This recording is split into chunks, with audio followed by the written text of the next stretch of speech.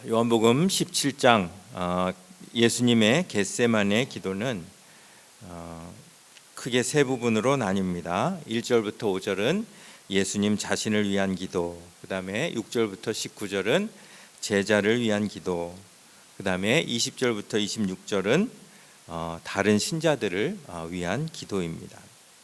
이 각 기도의 키워드는 1절부터 5절 예수님의 자신을 위한 기도의 키워드는 영화롭게입니다. 영화롭게, 창세 이전의 영광을 되찾으시는 하나님의 의지가 반영이 되어 있죠.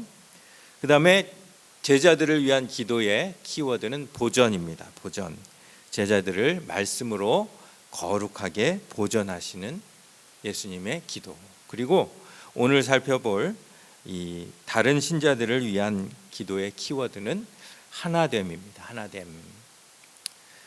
이 겟세마네 기도는 예수님의 유언과 같습니다. 그런데 이 예수님의 이 유언과 같은 이 겟세마네 기도에 하나님 나라를 향한 전체적인 뜻이 깃들어 있는 것입니다. 그것을 세 가지로 요약하자면 영광, 보전, 그리고 하나됨이라는 것이죠. 이 영광은 성부, 성자, 성령님 삼위일체 하나님의 영광이라고 했습니다.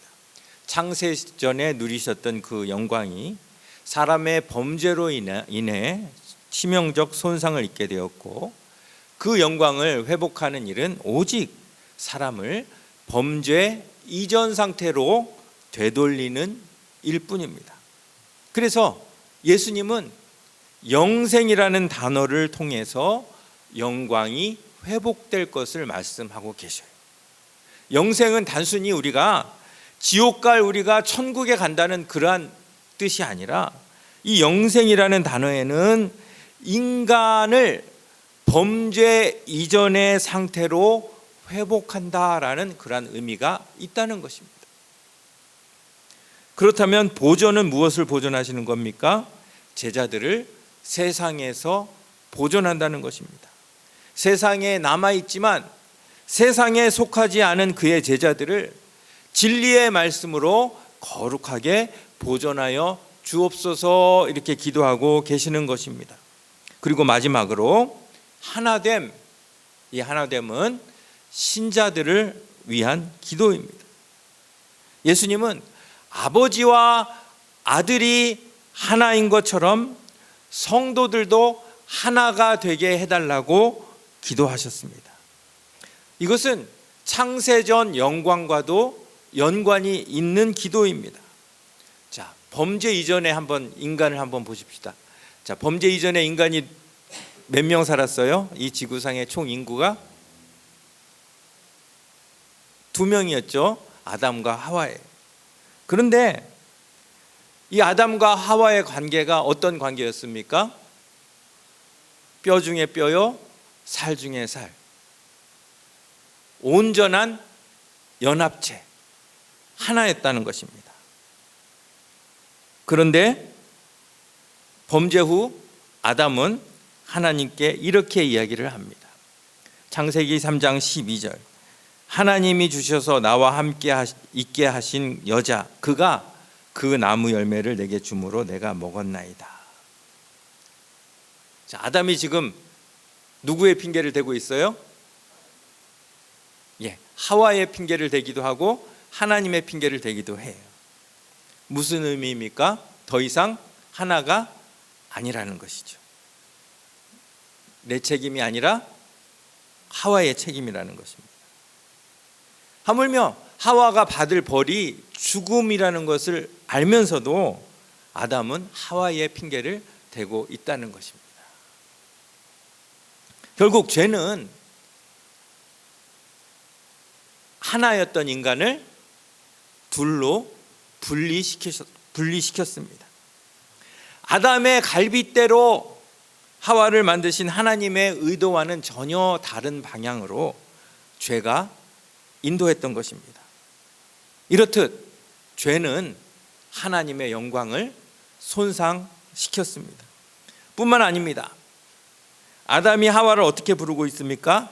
하나님이 주셔서 나와 함께 있게 한 여자. 창세기 2장 23절에서는 내 뼈 중에 뼈요 살 중에 살이라고 하면서 그렇게 기뻐하고 좋아했는데, 범죄한 후에 아담은 하와를 하나님이 주셔서 나와 함께 있게 하신 여자라고 부릅니다. 마치 자기는 별 생각이 없었는데 하나님이 주셔서 예의상 그냥 함께 있었던 그 여자. 결국 죄의 책임이 누구에게 있다는 것입니까? 궁극적으로는 하나님께 있다는 것이죠. 이것이 죄예요. 죄는 우리로 하여금 하나님도 제대로 보지 못하게 하고 사람도 제대로 보지 못하게 합니다. 뿐만 아닙니다. 죄 때문에 형제끼리도 분리가 됩니다. 창조가 아닌 자연분만으로 처음 출생한 인류, 누구와 누굽니까? 가인과 아벨. 그 결론이 뭡니까? 죄로 인한 형제의 분리입니다. 단순한 분리가 아니라 삶과 죽음의 분리입니다. 인생에서 가장 큰 분리가 뭘까요? 삶과 죽음의 분리 아닙니까? 결국 범죄 이전 하나님이 원래 계획하셨던 그 인간 관계와 또 하나님이 원래 계획하셨던 하나님과 인간의 그 관계는 분리가 아니라 하나됨인데, 죄가 그 모든 관계를 분리시켰다는 겁니다.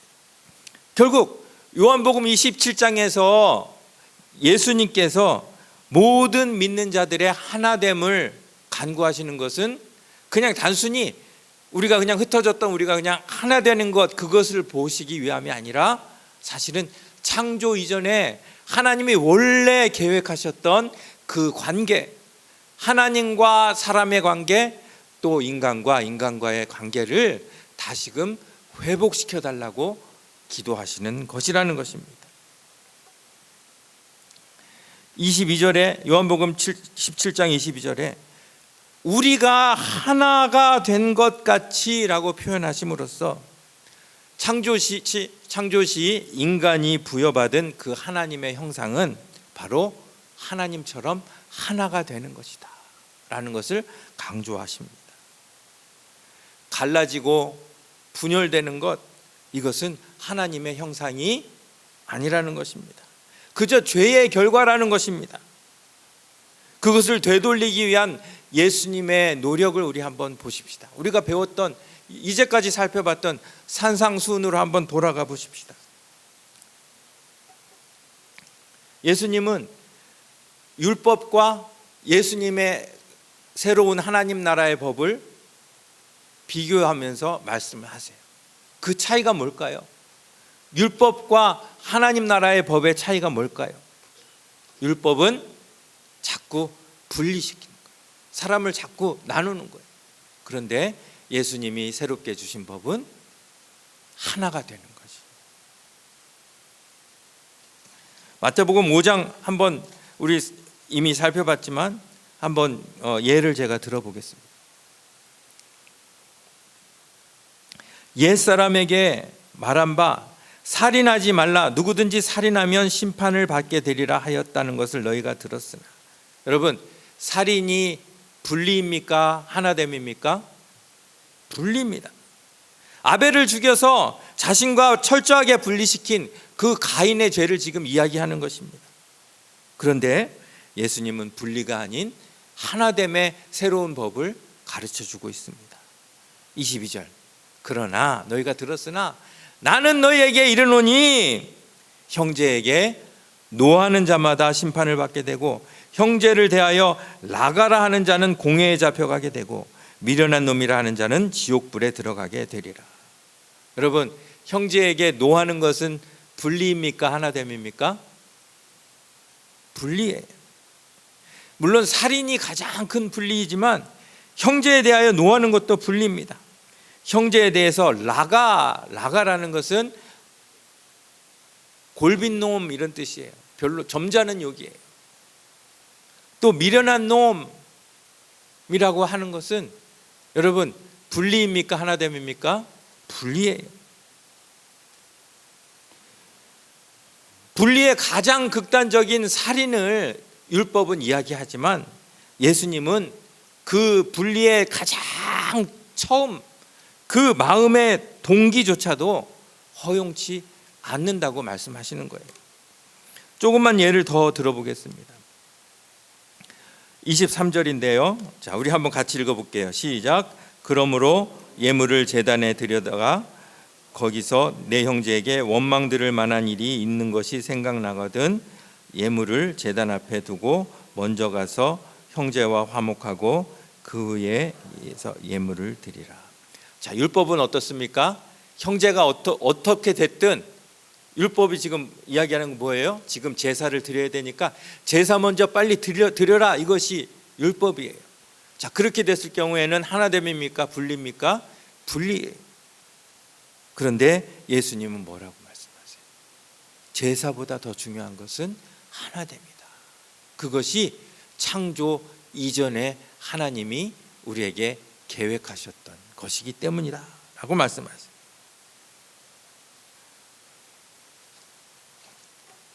그래서 하나님은 이사야 1장 11절에서 이렇게 얘기하십니다. 여호와께서 말씀하시되 너희의 무수한 재물이 내게 무엇이 유익하뇨? 나는 순양의 번제와 살찐 짐승의 기름에 배불렀고 나는 숫송아지나 어린 양이나 숫염소의 피를 기뻐하지 아니하노라. 왜 그렇습니까? 분리된 그러한 마음으로 와서 드리는 제사는 필요 없다는 것이에요. 여러분, 형제가 어찌됐든 빨리 가서 난 빨리 제사를 드려야 돼 하는 그 마음은 제사를 받으시는 하나님을 위한 제사입니까? 아니면 내 자신을 위한 제사입니까? 내 의무를 다하겠다는 그냥 이기적인 그런 제사 아닙니까? 그러면 하나님과 연합하기 위하여 드리려던 그 제사로 말미암아 오히려 하나님과 더 분리되게 만드는 거예요. 그래서 예수님은 더 이상 하나님과 분리하는 제사가 아닌 하나님과 하나 되는 제사를 드리는 방법을 말씀해 주시는 겁니다. 먼저 형제와 하나가 되어라. 그러면 하나님과도 하나가 될 수 있을 것이다. 계속해서 우리 배운 말씀이에요.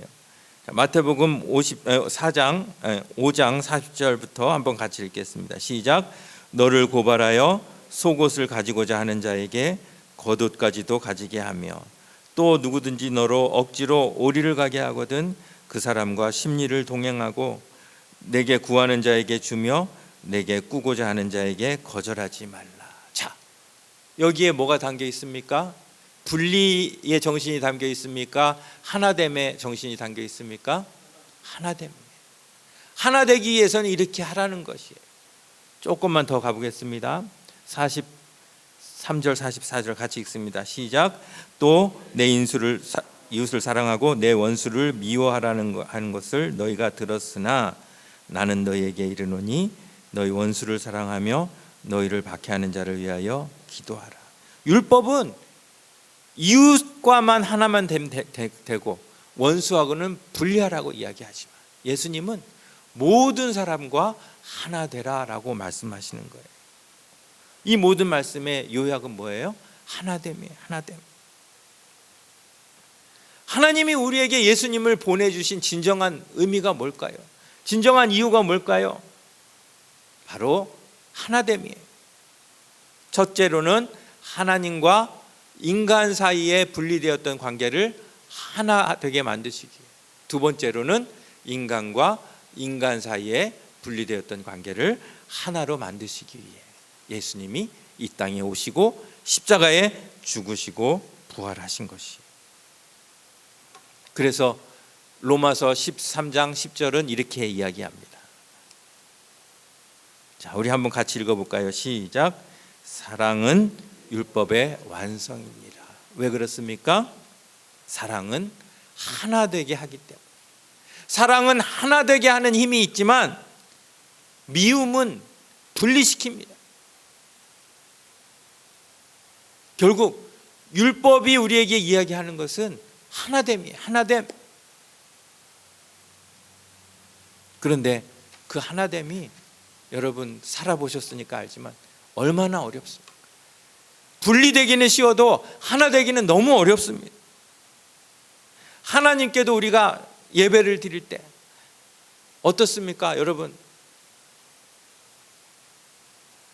예배를 드리긴 드리는데 몸만 와서 앉아있고 마음은 제대로 드리지 못하는 그런 때가 얼마나 많습니까? 또 우리 형제간에도 서로 인간간에도 마음이 맞지 않을 때가 얼마나 많습니까? 오늘 예수님께서 우리에게 말씀하신 것처럼 속옷까지 요구하는 자에게 겉옷까지 주는 그러한 희생이 없다면, 오리를 억지로 가게 하는 자에게 심리를 가주는 넓은 마음이 없다면 결코 이룰 수 없는 것이 하나됨이라는 것입니다. 미국 교회가 우리 건물로 들어와서 처음에 참 마음이 많이 불편했던 그런 상황들이 있었어요. 아이들이 매주 이 예배실 근처를 왔다 갔다 하면서 수시로 떠들어서 제가 몇 번 이야기를 했는데도 불구하고 이 통제가 안 되는 건지 아니면 통제할 마음이 없는 건지 전혀 나아지지 않았어요. 그러던 어느 날 결정적으로 미국 교회에서 쿡아웃을 하는 그러한 날이었어요. 제가 교회를 딱 들어왔는데 우리 부엌에 막 젊은 애들이 왁자지껄 막 자기네 부엌처럼 막 모든 것을 다 챙겨가지고 나가는 거예요. 좀 기분이 안 좋았어요. 그런데 우리가 예배하는 동안에도 너무나 많은 사람들이 부엌을 왔다 갔다 하면서 막 소음을 냈고 저는 설교를 몇 번이나 멈춰야 했을 정도로 마음이 불편한 상태였어요. 예배 후에는 제가 로비에 서 있는데 밖에 서 있는데 청년 둘이 아무렇지 않게 들어와 가지고 알루미늄 트레이를 다 가지고 가는 거예요. 그래서 제가 그들을 불러서 그게 우리 거인지는 알고 갖고 가니? 그리고 물어봤어요. 그랬더니 다시 사놓을 거야, 걱정 마, 이러면서 가는 거예요. 그래서 너희 부엌에 있는 걸 갖다 써야지 왜 우리 부엌에 있는 걸 갖다 쓰니? 이거는 우리 돈으로 산 건데, 이렇게 얘기를 했어요. 그랬더니 걱정 말라고, 다시 사놓을 건데 왜 이렇게 걱정하냐면서 그렇게 갖고 가는 거예요. 그래서 제가 얘기를 했어요. 갖고 가는 거 좋다. 그런데 갖고 가기 전에 먼저 허락을 받고 갖고 가는 게 예의가 아니냐. 그랬더니 거기 있던 그 남자 청년이 저한테 트레이를 다시 탁 주면서 Here, take it back, 가져가 버려, 이렇게 얘기를 하는 거예요. 제가 얼마나 화가 났겠습니까? 그래서 내가 이거 10개도 너희한테 줄 수 있다. 근데 지금 너희 태도를 봐라. 만약에 네가 나한테 돌려주고 싶으면 네가 갖고 왔으니까 네가 갖다 놔라. 그러면서 제가 아주 이렇게 조용하게 차분하게 얘기를 했겠습니까? 아니면은 감정이 섞여서 얘기를 했겠습니까? 네. 감정이 섞여서 제가 그걸 숨기지 못하고 감정을 그냥 털어내 버렸어요. 그 후에 이제 교회 목사님들이 오셔서 또 이야기를 했는데 여전히 저는 막 불편한 거예요. 그리고 그 주 목요일 날 그 교회 장로님들과 목사님을 만나서 이야기를 나누었어요. 자기들이 지금 분리돼서 나온 지 얼마 안 되어서 부엌에는 아무것도 없대요. 그리고 부엌 관리자도 없대요. 이런 일을 통제할 만한 어떤 조직도 안 돼 있다는 거예요.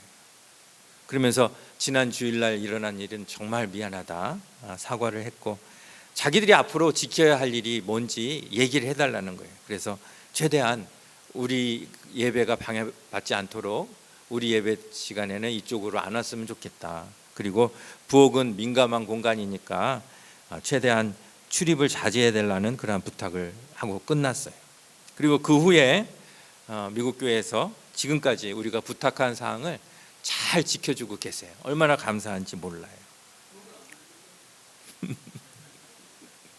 하지만 그 후에도 저 혼자 한 일주일 정도 막 씩씩거리면서 어떻게 이런 경우가 있나, 그리고 막 분이 삭히지를 않는 거예요. 그런데 어느 날 갑자기, 어느 순간 갑자기 하나님이 저의 그 모습을 막 부끄럽게 만드셨어요.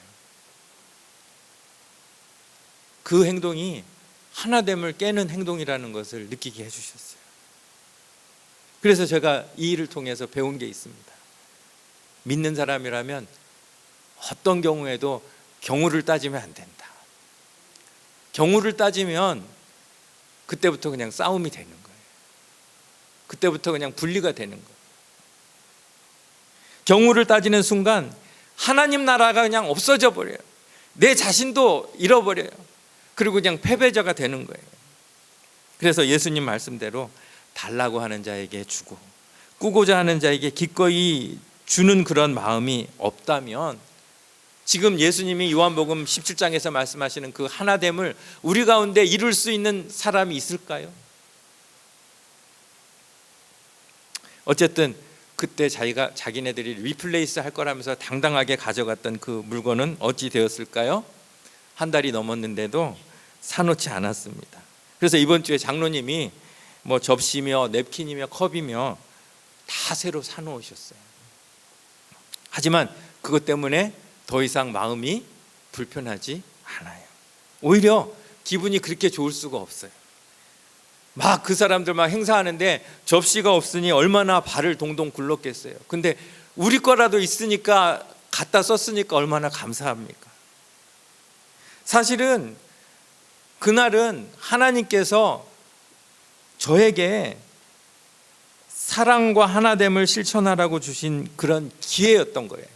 그런데 거기서 경우를 따졌기 때문에 우리가 하나님의 창세전에 그 영광을 회복해야 될 그 영광스러운 순간을 방해받았던 거예요.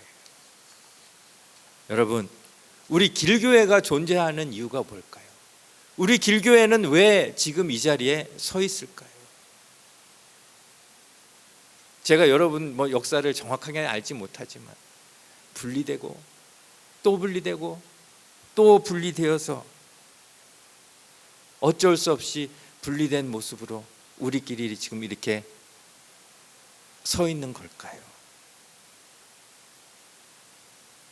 아니면 하나님께서 그래, 네 모든 것을 다 줄지라도 정말 사랑으로 하나 되기를 힘쓰라는 그러한 의미로 우리 길교회를 지금까지 인도하신 걸까요? 오늘 이 말씀이 좀 우리 자신한테 좀 불편한 그런 말씀이 되었으면 좋겠습니다. 먼저 우리 성도끼리 하나됨을 이루기 위하여 힘써야 될 줄로 믿습니다. 여러분, 부부간에도 서로 노력하지 않으면 관계가 깨지게 돼 있어요. 왜냐하면 우리는 죄인이기 때문이에요. 그렇다면 우리 길교회 내에서 우리 성도들끼리 하나 되기 위해서 우리끼리 노력하지 않으면 안 돼요.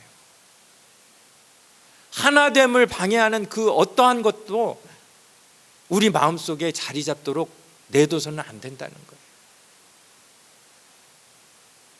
경우도 맞습니다. 이유도 맞습니다.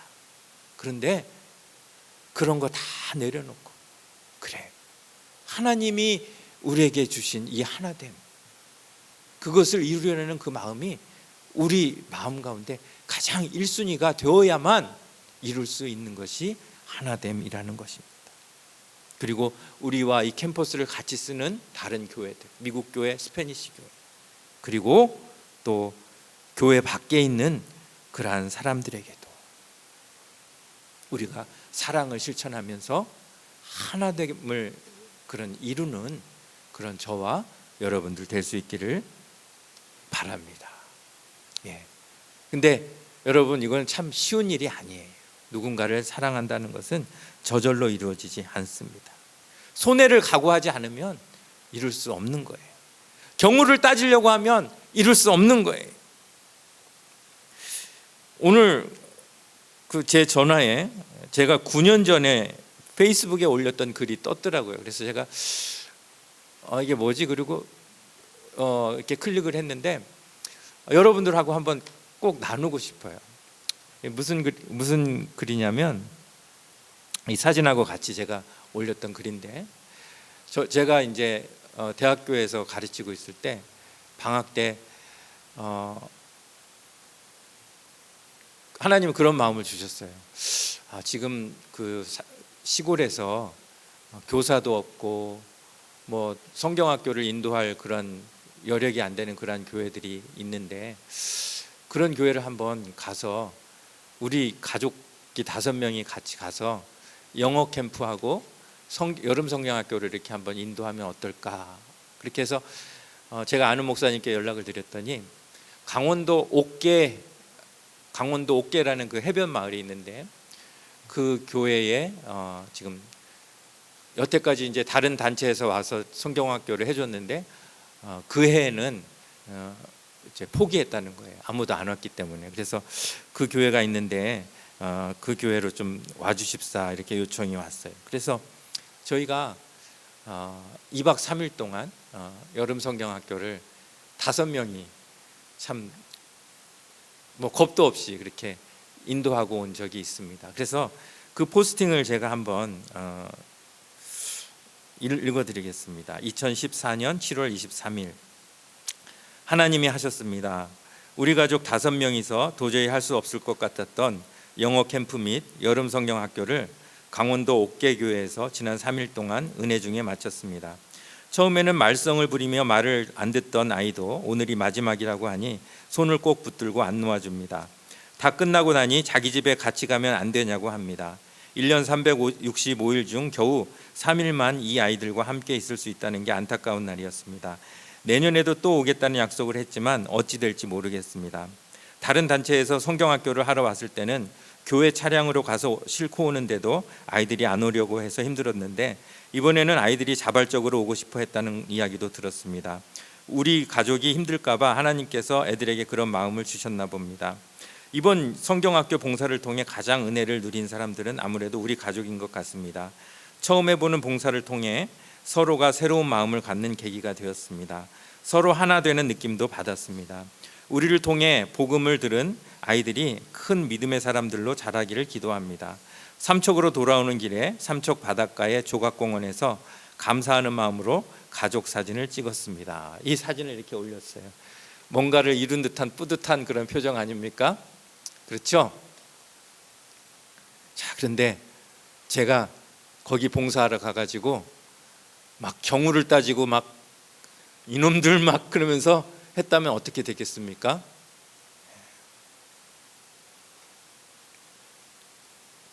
근데 여러분, 제가 뭐 무슨 좋은 일, 선한 일을 한 것 같죠. 그런데 그때 가서 그렇게 봉사하는 일이나 지금 제가 이 길교회를 섬기는 일이나 또 다른 교회를 섬기는 일이나 다를 게 하나도 없어요. 여러분이 이 교회에 와서 앉아 있는 일이나 또 밖에 나가서 크리스천으로 사는 일이나 다를 게 하나도 없어요. 뭐 선교관 가서 뭐 하는 일이나 다를 게 하나도 없다는 거예요. 그런데 거기서 제가 경우를 따졌으니 얼마나 부끄러운 일이냐 말입니다. 앞으로 우리 길교회에서는 경우를 따지는 일이 있어야 한다, 없어야 한다? 없어야 한다. 사실 가정에서도 마찬가지죠. 우리 식구끼리도 또 성도들끼리 경우를 따지는 일이 없기를 간절히 바랍니다. 그냥 바보같이 보이더라도 더 나누어주고 거저줄 수 있는 그런 저와 여러분, 그리고 우리 길교회가 될 수 있기를 간절히 바랍니다. 그래서 오늘 찬양을 부르겠는데요, 외롭습니다. 사실 하나가 되려고 하는 길, 누군가에게 사랑을 주는 길은 참 어려운 길입니다. 그런데 그 외로움, 그 어려움도 내가 견뎌나가겠습니다. 바보란 소리를 들어도 내가 그것을 다 사랑으로 감싸주고 하나가 되게 하는 일에 내 삶을 바치겠습니다 하는 그러한 마음으로 이 찬양을 불렀으면 좋겠습니다. 우리